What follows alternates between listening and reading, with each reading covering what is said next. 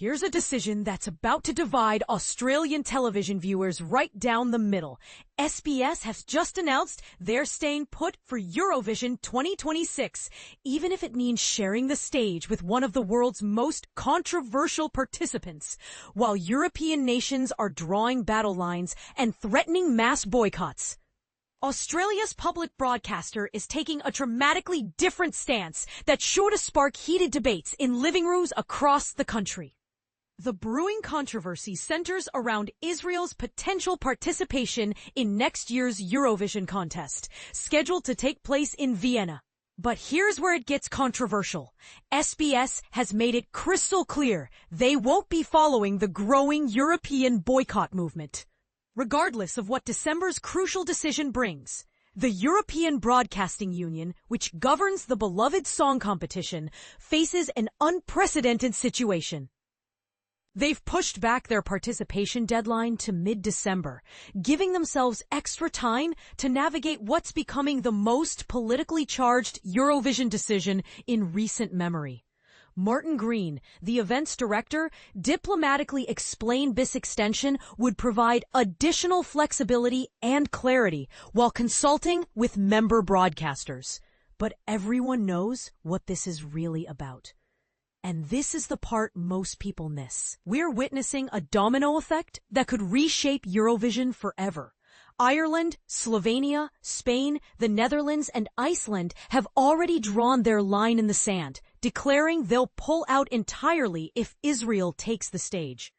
It's a level of political defiance the contest hasn't seen since Russia's exclusion following their 2022 invasion of Ukraine. But wait. There's a fascinating twist in this story. Reports initially surfaced in Israeli media suggesting the EBU had quietly proposed a compromise. Israel could compete under a neutral symbol to avoid formal exclusion. However, Eurovision officials quickly shot down these claims, with Green stating definitively that the EBU has not made any proposals to Cannes regarding participation in next year's Eurovision Song Contest. This denial raises intriguing questions. Was this a trial balloon that got leaked too early? Or are behind-the-scenes negotiations more complex than anyone's letting on?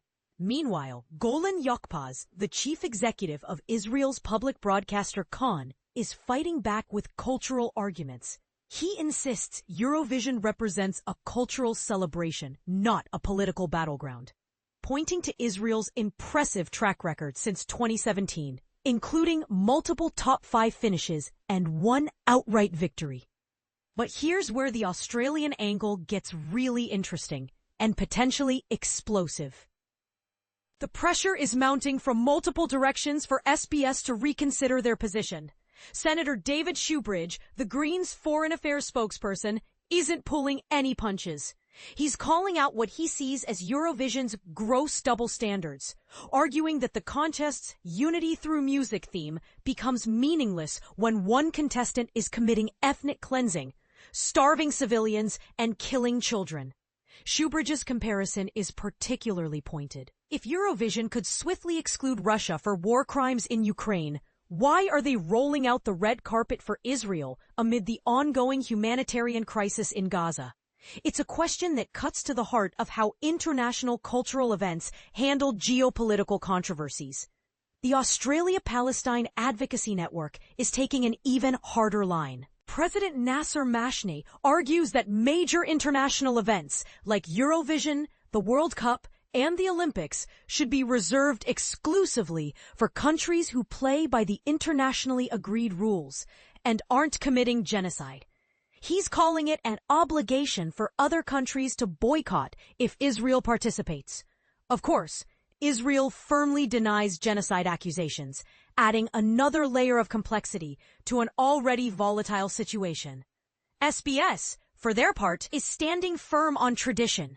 A spokesperson emphasized the broadcaster's 4-decade commitment to Eurovision, describing it as sharing this global celebration of diversity and inclusion with all Australians. They're framing their continued participation as maintaining a cherished cultural tradition, rather than making a political statement. But this raises a fascinating question for Australian viewers. Can Eurovision truly celebrate diversity and inclusion when multiple countries are threatening to exclude themselves? Are we watching the contest evolve into something entirely different? Or is this just another chapter in its long history of navigating political tensions? The timing couldn't be more crucial. With the December deadline approaching, every day brings new pressure on both the EBU and individual broadcasters. The decisions made in the coming weeks won't just determine who performs in Vienna. They could fundamentally reshape how international cultural events handle political controversies for years to come. So here's the question that's going to define this entire debate. Should cultural celebrations like Eurovision remain above politics, or do they have a moral obligation to take stands on human rights issues? SBS has made their choice, but that doesn't mean the conversation is over. What do you think? Is SBS right to prioritize cultural tradition over political pressure? Or should they join the growing boycott movement? This isn't just about a song contest anymore. It's about how we balance entertainment, politics, and moral responsibility in an increasingly complex world. The comment section is yours. Let's hear where you stand on this divisive issue.